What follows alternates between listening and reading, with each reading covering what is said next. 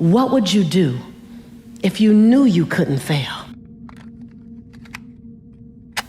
How big would you play if you knew that you can survive any heartbreak, any breakdown, any betrayal? What would you do if the things that you were afraid of you knew were absolutely nothing? They were all opportunities for you to get stronger in your faith, stronger in your resiliency. What would you do? Who would you love? How big would you play? Where would you leap? And the bigger question is, how would the world benefit differently? How would the world benefit differently because who you've decided to be? How would the world be a better place to live because fear didn't have you standing on the edge? What would you do if you were told that you get to do it afraid? That you don't have to wait for the fear to leave? That when you get in action, the fear has to dissipate into the nothingness that it always was? What would you do? How would life be different? How would the world be a better place to live? I came to challenge you to play in the biggest field you've ever played in. I came for you to challenge the fear that might be inside of you and to redesign and reprogram it. You look at it long enough, you be with it intimately enough, and it has to dissipate. You are the designer of your destiny. You are the author of your autobiography. You write the story of your life. No one can write your financial story. No one can write your spiritual story. No one can write your emotional story but you. The pen has always been in your hand. The pen has always been in your hand. I say write a story that's gonna be damn good to read. And when you do that, you will have to reprogram the fibers of your being. You will have to become someone you've never been before. You want to go somewhere you've never gone? You got to do something you've never done. You got to say something you've never said. You got to go to a place in you that you've never even been. You get to redesign. You are your Michelangelo. You are your greatest sculpture. And you get to recarve and you get to up-level as much as you need. You're not sentenced to this life this way. You chose it. Newsflash. You get to design it any way you choose. You're not sentenced to your future. You have an opportunity to your future. What do you want and how do you want it? And if it doesn't make you a little afraid, then you ain't playing big enough. Your knees are supposed to knock a little bit. Your teeth are supposed to chatter a little bit. There's supposed to be at least 2 butterflies in your stomach. At least. Because if not, you're playing inside your comfort zone. And we mistake the fact that we're supposed to be comfortable 24/7. Well, let me tell you something. Comfortable is equivalent to complacent. I'll choose inconvenience every day, any day, to make a difference on the planet. I don't mind being mildly to moderately to significantly inconvenienced to leave my fingerprint on this planet. So I just came to talk to the game changers and to the change agents who are willing to confront any part of you that's not speaking to your madly, wildly amazing future. Confront it.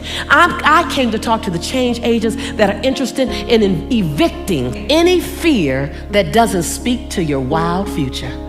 I came for that.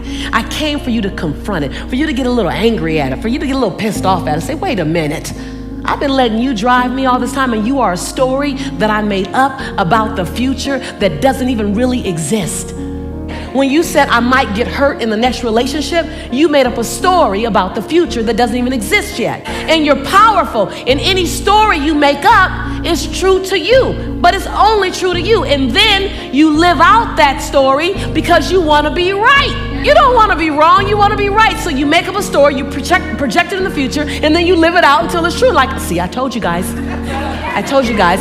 You'll like work really hard to make that story right. I just want you to know that. So I just stopped by to invite you to design a new story.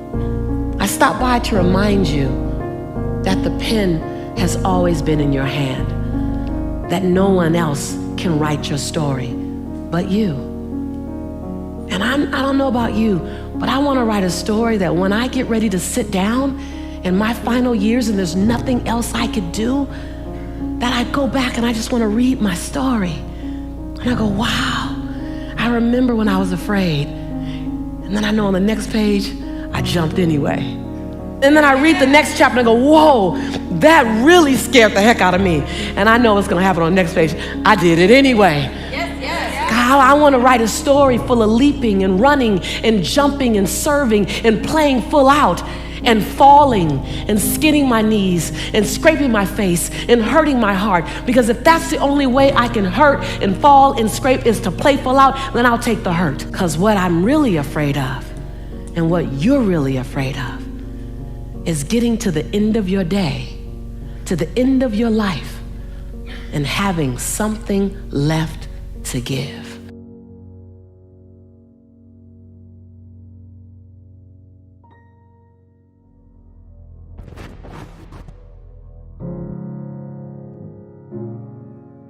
To live a bulletproof life is to make the choice to keep your power and to not be in reaction to things that happen to us.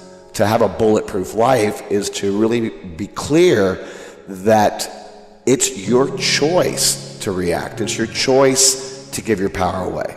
I never saw it that way. I never imagined that me being mad at somebody or me taking something personal or me being upset about something or me being stressed out, that I was giving my power away. We give our energy away when we get upset. And by learning some strategies to not give your energy away and keeping your power, then you're empowered. And then I say you have a bulletproof life. The first thing that's going to allow me to keep my power is my purpose. Living my purpose, knowing what my purpose is. And you have a purpose, and the purpose could be as simple as love. Which, by the way, Viktor Frankl in his book, and I recommend this book, Man's Search for Meaning, talks about that love is the most powerful purpose we can have. And so when you are grounded in your purpose, you can't be knocked down. Number 2 is responsibility. But we don't realize that responsibility is also interpretation. Interpretation. How I choose to interpret. I am responsible for my interpretation. For example, if my girlfriend breaks up with me, that's a fact. Where I go with that is an interpretation. If I go to, I can't trust women, I'm worthless, I'm not meant to be in a relationship, it wasn't designed this way, etc., those are interpretations. Or I could look at it from another interpretation. If I'm responsible, you know what, her path has led her into that direction. I'm trusting that that's her choice. I respect her choice. I matter. I'm beautiful. I could still trust people. Yeah. This is going to make me stronger. This is an opportunity. This is a gift. You know, it's all how I choose to see it. And based on how you interpret, feelings follow. Then your body reacts to your feelings, and then you interpret that in a negative way. Feelings follow, body interpretation, actions, yeah. And all of a sudden you have a vicious cycle of reaction. You're in traffic. You could interpret it like you're stressed out, you hate traffic, you hate people, you become a monster. Some people change personalities in traffic. They start screaming, imaginary people, swearing, and you're a heart attack waiting to happen. Because by reacting, what do? Give my power away, which takes me away from a bulletproof life.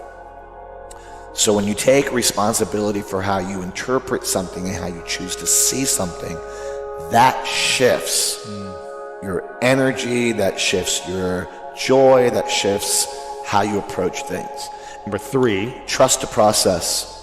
What you're going through is temporary, and that what's permanent is how you feel. What's permanent is your attitude. Even if it never changes, even if your health never changes, you could still be joyful. You could still be happy. You could still be blessed. And you have more of a probability of it shifting by shifting your attitude and by trusting the process. Because when you don't trust something, you resist it. And when you resist something, we talked about in the resistance episode, you give it the power, you give it the energy. You're giving energy to a negative situation. Fear is the expectation that the worst is going to happen. Faith is the knowing that everything is going to work out. Number 4 is confront whatever is stopping you from a bulletproof life. Don't avoid it. Don't be afraid to confront something. Confront means have the conversation you need to have. Whether it's with yourself, with your spouse, with the people around you, be willing to tell the truth. When you don't tell the truth, you're in resistance, you're choosing a negative interpretation, and you're not applying the prior principles. And one way to do that, tangible, look at your results. Look at your financial results. Results don't lie. Results don't lie. Look at the results you have in your friendships, in your relationship, the results with your health, your weight, your body, financial. Take inventory. And one way to take inventory, very simple. On a scale of 1 to 10, where's my health? Step 5 is integrity. We take our foot off the gas in keeping our agreements, keeping our word, keeping our promises.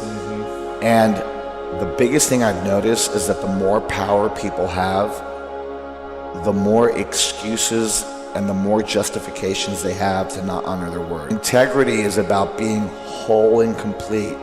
It's about being one with what I communicate, what I do, and what I create. Step 6. It's expand your comfort zone. Challenging my limiting beliefs. Challenging the, I can't do that, I could never do that, that's too big for me. And there's something I read years ago from a friend of mine named Maria Marin, who's a Latina superstar. And she wrote a book called, If You Expect More, You'll Get More. And if you expect little, you get little. So number 1, purpose. Number 2, responsibility. And interpretation. Right. Number 3, trust the process. Number 4, confront. Number 5, integrity. Number 6, expand your comfort zone. And number 7, enthusiasm. Live life with passion and enthusiasm, and put passion into everything that you do. Enthusiasm in the breakdowns, enthusiasm in the breakthroughs, enthusiasm in everything that you do. And that enthusiasm is infectious, and that's contagious, and people want to be a part of it. I think that the first thing that goes out the window when we're in a breakdown or in a situation is our enthusiasm. Because our fear kicks in, and we start having dark conversations. Can you think of anything that happened in your life that at the time it happened, you thought this is terrible? But you can now look back upon it and say, gee, that was actually pretty good. So if something happened to you in the past that at the time it happened, you thought was terrible, but you can now look back and say it was actually pretty good, why are you in a hurry to label anything that happens now bad? Is there any possible way in which in X years it could turn out to be pretty good? Just pausing to consider that question will take you to a different emotional domain. And if you then take the next step and say, is there anything I can do to make that happen? You move into a realm of possibility, and courses of action will open up to you that you never would have considered before. We, from a very young age, have been taught to set goals. And parents, teachers, coaches, all told us, set a goal for yourself and then come up with a plan of action to achieve your goal. All of the companies I work with have goals. In fact, most of the companies I work with no longer have goals. They have stretch goals. So we tend to live our lives in the following fashion. I set a goal for myself, I succeeded, life's a blast. I set a goal for myself, I failed, life sucks. We live in a sinusoidal curve oscillating between elation and despair, and we spend altogether too much time at the despair end of the spectrum. It's a terrible way to live. There is an alternative, and the alternative is the following: forget about the goal.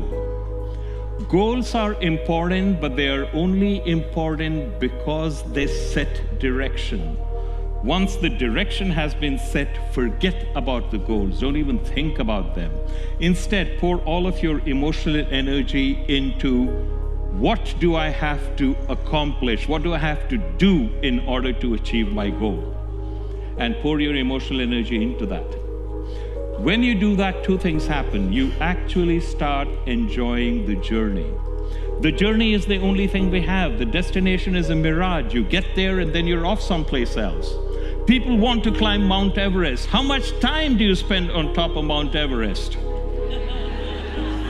A few minutes to a half hour at most. You climb up there, your buddy takes a picture of you, your buddy gets up there, you take a picture of him, and then you're on your way down, and you hope you don't get killed in an avalanche. So if you're going to climb Mount Everest, you better enjoy the weeks and months of acclimatization on Base Camp 1, Base Camp 2, and onwards.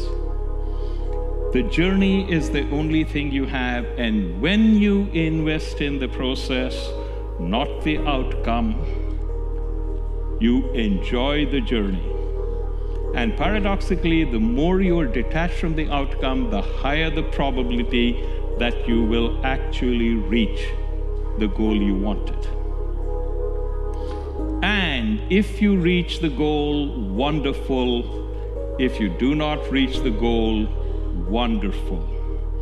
The mistake that all of us make, that all of us buy into, is that the benefit of this approach is then we will reach our goal. The reason we try very hard is so that we can reach our goals, and if we don't succeed, we screwed up. It's terrible. False. Remember what I said earlier, you do not have control over the outcome. You never had control. You never will have control. The benefit of this approach is the advantage for you, the benefit you get is the growth that happens when you try your best to achieve the goal that you set for yourself. Whether or not you reach it really doesn't matter. You have already benefited from the growth that occurs in you as you go. That is what we miss out. It's not about achieving the goal. It's about how you develop as a person and grow as you try your level best. And you do that by investing in the process, not the outcome. Einstein said the most important decision you'll ever make is the universe friendly? Most of us believe that the universe is indifferent to us. It doesn't know we exist and couldn't care less. Some of the times it seems to be working for us. Some of the times it seems to be working against us. Some of the times it's actively working against us. So if we are driving and we're late for an appointment, it will arrange for a traffic jam and for our air conditioning to break down. But what if that wasn't true? What if the universe was actually benevolent? What if it not only knew you existed, but was well disposed towards you? Now, friends don't shaft friends, do they? No.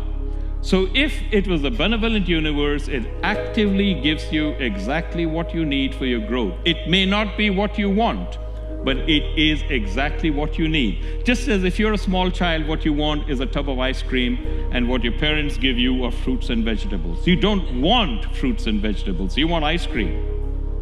And it's only when you have a much greater maturity and understanding that you can say, thank God I got fruits and vegetables and not ice cream. What if the universe was like that? It gives you stuff, it's not what you wanted. You want to get promoted, you get a pink slip. But maybe what if this was exactly what you needed at this stage? Regardless of whether or not the universe is benevolent, if you believed the universe was benevolent, your life would improve dramatically. Now, just because you recognize that a model is intellectually superior doesn't necessarily mean that you can adopt it. But you can work towards it. And one of the quickest ways to find out if the universe is benevolent or not is look for evidence that it is. And the more you look, the more you will find. And eventually you will come to the point where you will tip over. And you will believe the universe is benevolent. And when you do that, you'll be living in a completely different emotional domain. So there was a young man who was growing up to take his place among the adults of the tribe. And the final rite of passage was a conversation with the medicine man. And the medicine man told him, here is this dog, loving, trustworthy, kind, intelligent. And here is this wolf, malevolent, vicious, cruel, ready to strike at anything. And the dog and the wolf are fighting. And the dog and the wolf are both inside you. And the brave asks, which one will win? And the medicine man says, whichever one you feed. Now think about that. This has a powerful lesson for us.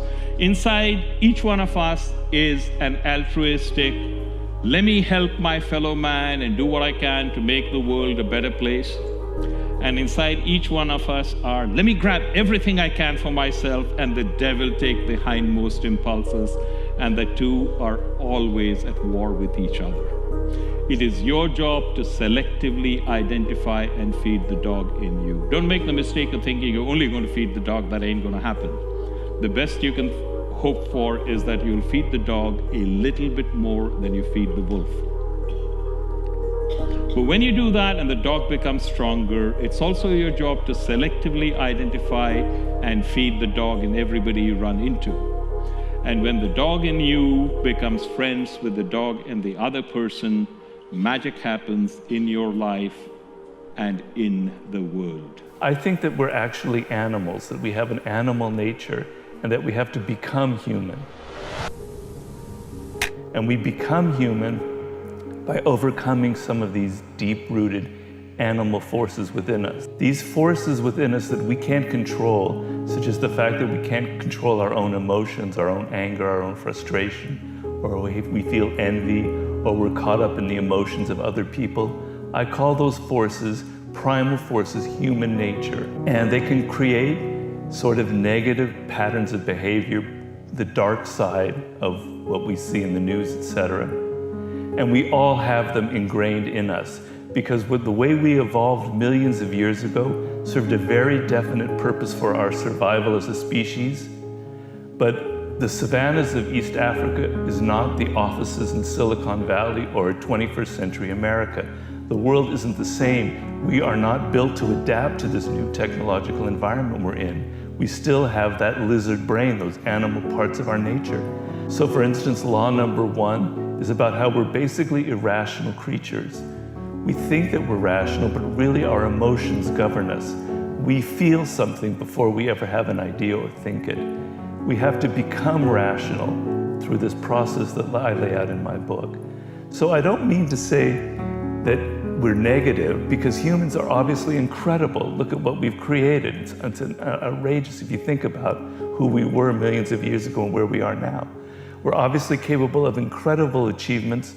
We're also the most brilliant social animal on the planet.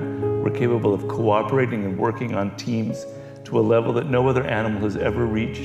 So there's obviously another side to the story. But to become greater, to become truly human, we have to overcome these forces that I lay out. So for instance, we are built to constantly compare ourselves to other people.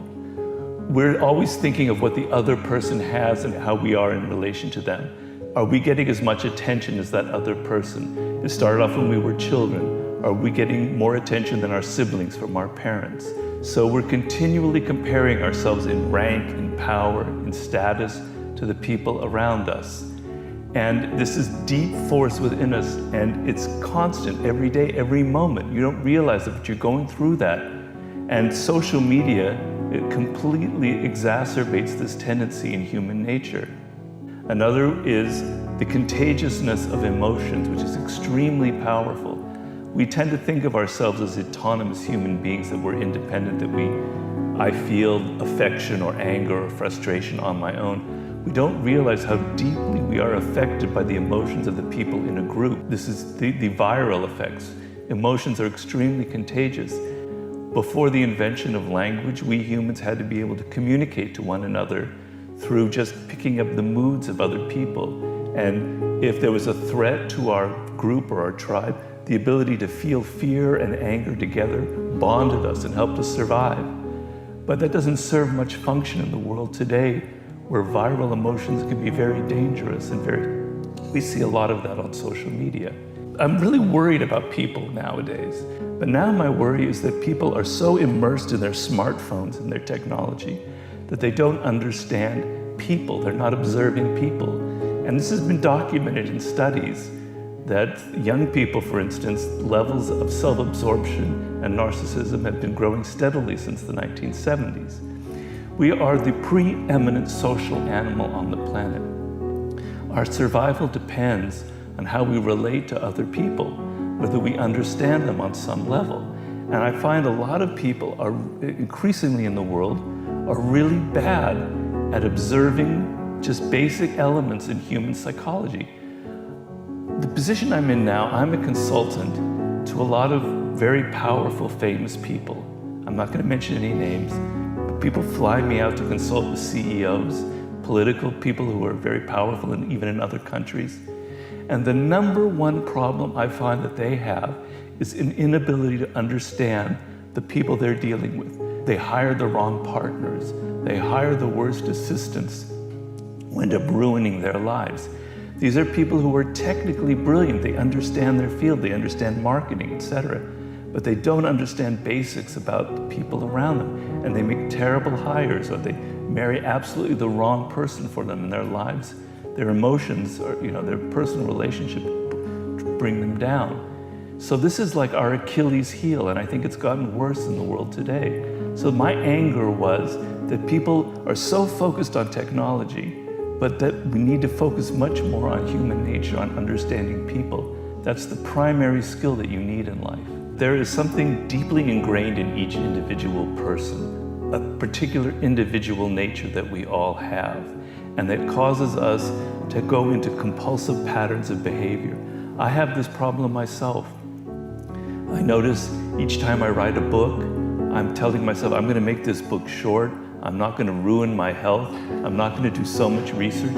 And every goddamn time I still go through the same process. I can't break this pattern. Okay? And everybody has them. Where does it come from? Some of it comes from our DNA, from our genetics, things we can't control that we've inherited from our parents. Some of it comes from our early attachments. And some of it comes as we get older and we interact with teachers and mentors and various people who create a certain way we view ourselves. If people keep telling us that we're not really worthy, that we're not good students, we internalize that and we end up becoming like that. So it's a mix of things. Each person has a mix of these qualities, and you have to kind of untangle the various strands. And you're right, what I'm saying is you're a mystery to yourself. You don't know who you are. You have patterns of behavior and you're not even understanding that. You don't know why you're angry. You think you're angry because that person said something mean to you or did something wrong. But in fact, your anger probably stems from things from deep, deep within, from your childhood. And you're not reacting to that person, but to actually your parents and what they didn't give you. The origin of wisdom, according to the Greeks, was know thyself, right? And I believe that very firmly, that knowledge about who you are is an end in itself and will help you in so many ways become that human being that I think we all have the potential to become. So I'm a great believer in baby steps, in learning how to do things on a daily basis. So normally when we feel an emotion or we have an idea, we don't examine it. We just assume that's it's just natural. We came up with that on our own. I want you every single day to be examining yourself and to look at yourself. Why do I have that idea? Why am I feeling this sudden emotion? And it's not easy. It can take time and it can take a degree of introspection that you're not comfortable with. But if you begin to look at yourself and question, why do I feel this way? And examine it and look at perhaps other sources of it, then you can begin this process of understanding, instead of just simply accepting that you feel or have this certain idea. So question yourself. Stop assuming that everything you do is so brilliant and smart and right. And imagine that maybe your ideas don't come from yourself. Maybe you're feeling some political anger or whatever comes from the fact that you're just assuming it from other people. You're following things on Facebook and you're getting swept up in some viral emotion. You want to think that you're completely independent and autonomous, but maybe you're not as independent as you think. I want to change how you look at people. Normally, everything is personal. Oh, they said that. Oh, they don't like me. Oh, he likes me. I'm not getting attention. Cut that off. I want you to look at people as facts of nature, as things that, like a rock or a stone or a plant. This is who they are. And I want you to observe them and accept them for who they are and deal with them as individuals. You will be free of all that emotional baggage that you carry when you take everything so personally. I think altering your perspective, how you look at people, will have a radical influence on all aspects of your life. None of us see the world in the same way. So you and I could go watch a movie. It's the same movie that we're watching. I love it, I see something, you hate it, you see something else. You don't experience it the same way. We're watching the same world, the same reality, but we experience it differently. Everybody you meet is experiencing their world differently than you are. So you have an attitude that colors what you see. And some people have an attitude that tends towards the negative. And I describe a negative attitude as something that's closed. So you're not open to new experience. You're trying to close that lens. You have certain beliefs, certain ideas about life, and you're not willing to change them, right? Because that gives you a sense of security. And so you want an attitude that's expansive, where you accept people, you're not always judging them, you're not negative about them, you understand that people can't necessarily help who they are. You're open to change, you're open to having adventure. And that kind of attitude kind of gives you a certain degree of freedom, so that the worst thing can happen to you and you're able to transform that into something good. If we have a setback or a failure in life, which is inevitable, do we do one of two things? Do we analyze ourselves and see what we did wrong and how we could change ourselves? Or do we immediately look outward and blame other people? That person screwed me, society doesn't like me, because of these circumstances I'm screwed and I can never help it. It's the world, it's not me. That's a self-sabotaging pattern of behavior. Because if you're always pointing fingers at other people and blaming them, you're never going to learn from your experiences, and you're going to end up being quite bitter.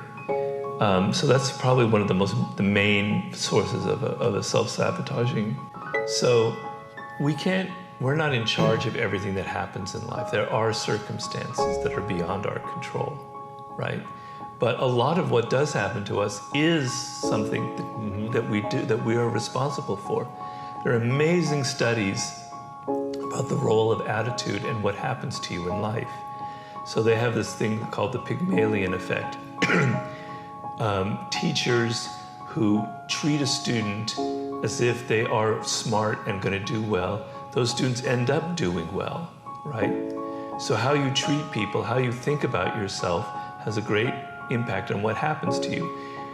When doctors prescribe a new medication, there's always the same trend that when a new medication has been invented, the success rate is like 80% because people believe in it because it's new.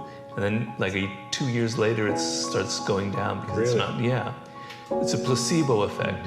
So if you believe something is going to work, if you believe that you are great and you deserve good things, that you are a good student, you will end up making those things happen. So how you look at yourself will often determine what ends up happening to yourself.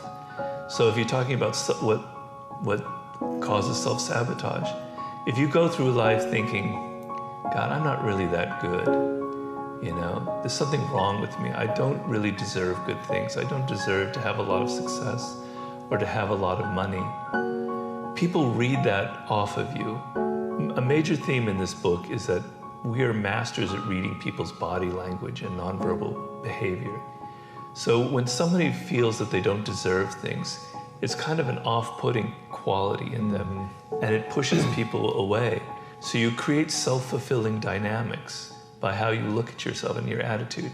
So your attitude and how you think about yourself sort of determine how people treat you and what happens in life. There are two kinds of wounds. There's the wound that makes you think you're less than others, and there's the wound that makes you think you're better than others. And the less than others, at least they know they have something to work toward or learn. The ones who are there have nothing to learn, and it's like the biggest tragedy because they just live their lives in the dark, thinking everything they do is great and ignoring all the results. And also, just learning from your experiences that doing something and failing and letting that be a learning lesson. So letting the failure be a learning lesson, okay, I'm doing something wrong. Humility is the most important thing you can have for change. If you really want to have a big change. Like a lot of people come just to hear what they already want to hear. Like codify this into 5 principles I can then apply to my life. But humility to recognize, what got you here won't get you there, as the saying goes, right? And to say at some point, if you really want to change and are really stuck, I know nothing, I'm letting go of everything, and I'm sort of gonna relearn as with a childlike mind. Action is the antidote for despair. Action is the prescription for success. How can you have one word, one theory be the antidote for something while being the prescription for another? That's a powerful something. Action. Will Smith said it when he was being interviewed by Tavis Smiley. I'm gonna work harder than the next guy. If I'm on the treadmill, I'm gonna die on the treadmill. Because no one wants to live in uncertainty and ambiguity, and we live a life of ambiguity. I don't know what I want to be. I don't know what I'm gonna do. Because you never have to move in ambiguity. Instead, just say, I'm afraid to leap. Help me leap. Help me leap. Help me get the courage to leap. Because I don't want to live a life on the edge. Just say that. It's funny, there are all these books about happiness, right? I think 10% happy, or all these books about happiness. And there's a problem, I think, with that goal of reaching for happiness, which is you've got other emotions, right? Sometimes you're gonna be sad, sometimes you're gonna have anxiety, sometimes you're gonna have fear. Like, we have many emotions. And if you feel like I need to be happy all the time, when you're not happy, you're gonna feel like something's off. But what I think of it is this: you're born pure and fresh and vulnerable and spontaneous and in the moment, and slowly through life experiences and your caregivers, you get loaded with a lot of baggage. And I think one of the goals of life is how much of that baggage can you cut away before you leave this planet. We're running on this operating system, and we're all running on this operating system. This operating system was programmed in our first years of life. We're born without the architecture, and the architecture is built by our childhood experiences. Sure. So all these connections are made whereby I think a child makes 700 new neural connections a second. So a 3-year-old has twice as many neural connections as we do. And then as you grow up, as new ones are forming, there's a process called pruning, so the ones you don't use go away. So your brain is really shaped and built by what you're seeing with your caregivers growing up. Like, basically, my friend, he would tell me over and over, you got everything you wanted in the game, why are you still unhappy? Why your relationship's not working. He would have these conversations with me till he was blue in the face. And I would just fight against him. I'd push back. I'd tell him all the reasons why he was wrong. I'd text him why he's wrong, because I'd think of counter arguments later. And it was I was arguing against my own growth, because the things I found the thing I was the most resistant to was what I needed the most. So it's hard. It's so hard to see yourself. And we also have a psychological investment in remaining the same. So it's like you have a friend, you're always trying to maybe cheer them up because they're depressed, or help them with their self-esteem because they're down, but you'll find they will fight. People will psychologically fight to hold on to their story because it's all they have. Can you give yourself permission to live in the duality of your imperfections and your smallness and what you're learning and what you still have to learn, and your greatness and your brilliance and your light? Can you allow them to coexist and then serve them up to the world? To love you, to see you, to inhale you, to judge you, to leave you, to love you. Some of us are just as afraid of being loved as we are to be left.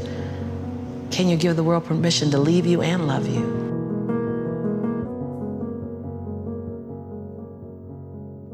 I'm going to be talking about how to be unfuckwithable. All of us, as we grow up, through the conditioning of our parents, of our society, of media, we develop these holes within our being. And unfuckwithable is really about going from these holes to being whole. So unfuckwithability is basically this: Extraordinary minds do not need to seek validation from outside opinions or through the attainment of goals. Instead, they are truly at peace with themselves and the world around them. They live fearlessly, immune to criticism or praise, and fueled by their own inner happiness and self-love. Now, the reason we need to be unfuckwithable is because without this ability, we don't have the skills, the invincibility, the power to go out there and truly pursue life-transforming goals. If we care what other people think of us, good or bad, we limit our abilities. We fear, for example, I did not write my book for many years because I feared what people would think. What if the book sucks? Oh my God, if the book sucks, would people really continue buying Mind Valley products? I did not get on stage for many years because I thought, well, what if nobody claps? I remember in college, I never asked a girl I liked out for many years because I was afraid of rejection. Heck, it took me 2 years to ask my wife out because I was afraid of rejection. And so all of us go through this. This is what causes us to want to dress up in a certain way, to get that six-pack because apparently it means something, to buy certain cars or things or vehicles just so we can compensate for whatever we might find lacking. But the problem with this type of attitude is that the fear limits us. It limits us from really doing epic things, because to do something big, you got to be prepared for rejection. You got to be prepared for failure. And the bravest people in the world are able to do the incredible things they do because these things do not represent them. The attainment of the goal, the accomplishment, the object, the man or the woman are just nice to haves, but they say nothing about who you are. But what I found over the years is that there are 3 ways to get to this state of unfuckwithable. To get to this state where, when someone compliments you, you're good with that, but you don't need that compliment. If you give a speech and nobody gives you a standing ovation, you're cool with that. You know it's not you. It's maybe the speech, or it's something you said, or maybe it's the method that you use, and you're like, okay, great, I can hack that method. I can improve this way. I can rethink how I give a speech. But it's not you. Too many people make it about themselves, and this is what causes the limitation in how they grow. Forgiveness is about facing your past. It's about looking at the shit that happened to you in the past and being able to heal that so that you can move on. Now you're unattached to your past. It's about writing a new future for yourself where you are enough so you can go out there and not give a damn about criticism or judgment or how people think about you. Now, this means that you can do what needs to be done to fulfill your mission in life without fearing other people's opinion. You can accept praise, that's good, but you don't need the praise. You can look at criticism and just see it as a simple way to improve without seeing that criticism as a wound into your own soul. So you have the past, you have the future. And if you apply these in your life, people, everything changes. These models have helped me make the last year among the most successful years of my life. But notice how simple they are. You do not have to spend thousands upon thousands of dollars learning them. In fact, the illusion is their simplicity. It is simple to forgive.